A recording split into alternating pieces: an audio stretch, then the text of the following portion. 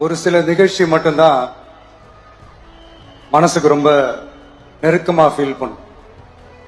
அதை நினைச்சாலே ரொம்ப சந்தோஷமா ஃபீல் பண்ணும்.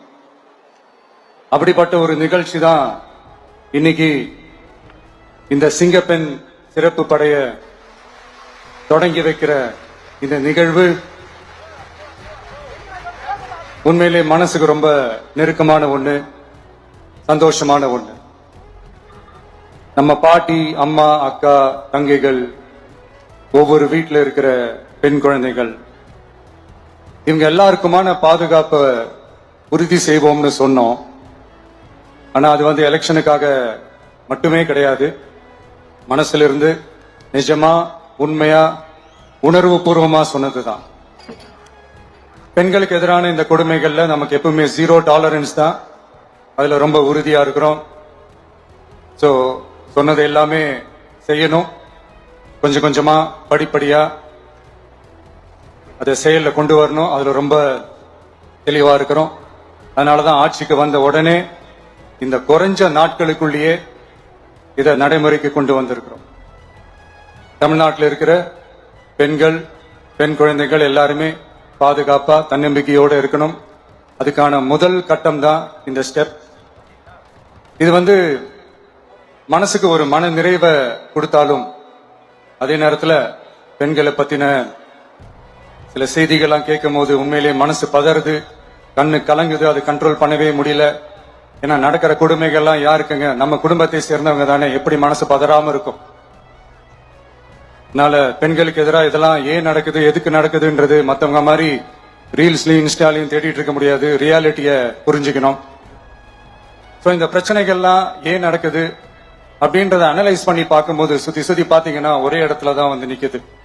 போதைப் பொருள் நடமாட்டம். அதை வேரோட பிடுங்கி எறியணும். இது 2026 போன மாசம் மே மாசம் 10ஆம் தேதி இந்த பிரச்சனை புதுசா முளைச்சு வந்துடல. இது பல வருஷமா இருக்கிற பிரச்சனை. பல வருஷமா இதை கண்டுக்காம விட்டதுதான் அந்த வேர் இவ்வளவு ஆழமா பரவி இருக்குது. இத பல வருஷமா கண்டுக்காம விட்டது யாருன்றது நான் சொல்லிதான் உங்களுக்கு தெரியணும்னு அவசியம் இல்லை. அது உங்களுக்கே நல்லா தெரியும். இப்ப அதை பத்தி பேசியும் பிரயோஜனம் இல்லை. முதல்ல இந்த போதைப் பொருள் நடமாட்டத்தை வேரோட பிடுங்கி எறியணும்.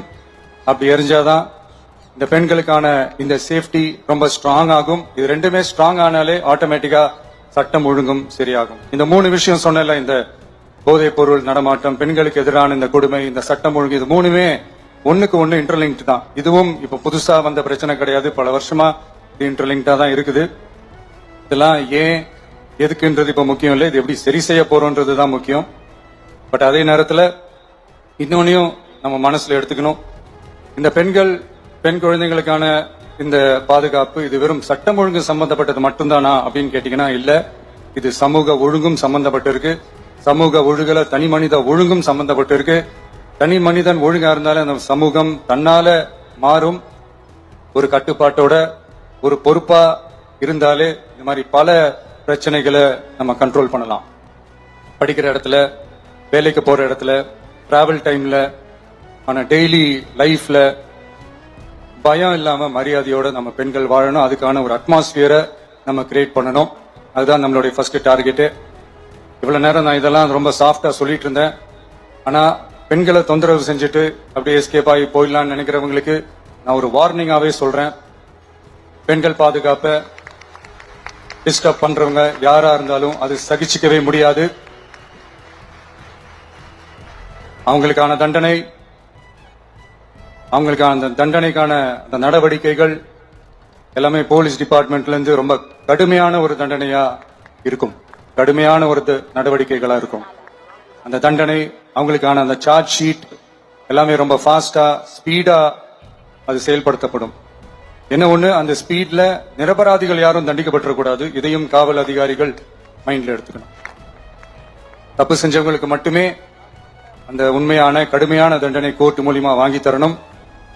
அப்பதான் அதை பார்த்து தப்பு செய்ய நினைக்கிறவங்களுக்கு கூட தப்பு செய்யக்கூடாதுன்ற அந்த ஒரு பயம் வரணும்.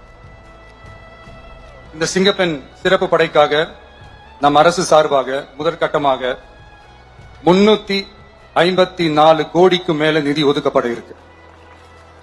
இந்த திட்டத்தோட 2வது கட்டமா இந்த படைக்காக மட்டுமே 2500 புதிய பணியிடங்கள் உருவாக்கப்பட உள்ளது. பெண்களோட பாதுகாப்பை ஸ்ட்ராங் பண்றதுக்காக மாடர்ன் ஃபெசிலிட்டிஸ் இருக்கிற வாகனங்களும் நவீன உபகரணங்களும் தொழில்நுட்ப சாதனங்களும் அலாட் செய்யப்பட இருக்கு.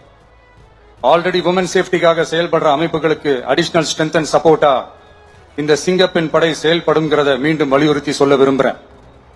பெண்களுக்கு எதிரான குற்றங்கள் நடக்கிறதுக்கு முன்னாடியே அதை தடுக்கிற காவல் நடவடிக்கையில இந்த படை முக்கிய பங்கு வகிக்கும்.